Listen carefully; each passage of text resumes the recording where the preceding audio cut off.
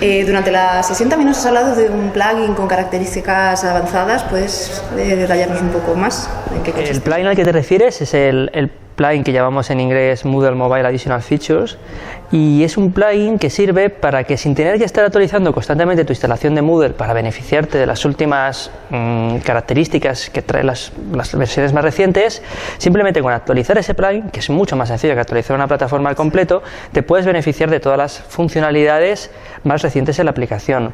Es muy recomendable que este plugin lo instalen los administradores de tu sitio web y además que habiliten los servicios móviles de Moodle, porque si no tienes habilitados los servicios móviles de Moodle, tus usuarios, tus estudiantes, tus profesores no van a poder entrar.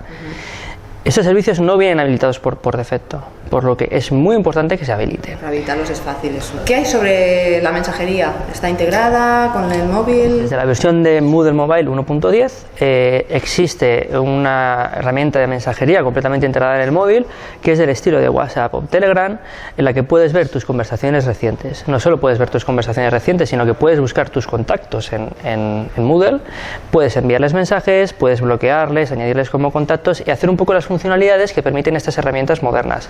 Pero siempre estamos hablando de mensajería dentro de Moodle, ¿vale? Es mensajería que se usa dentro de Moodle, es decir, un profesor puede enviar un mensaje a un estudiante en su curso, el estudiante recibirá el mensaje en la aplicación móvil y desde la aplicación podrá ver el histórico de los mensajes que ha intercambiado con su profesor y podrá contestar desde la propia aplicación de una forma muy intuitiva, porque, como ya hemos dicho, es del estilo WhatsApp Telegram, que todos los chavales y todos los profesores se manejan con ellos de maravilla. Eso sí, no tiene emoticonos.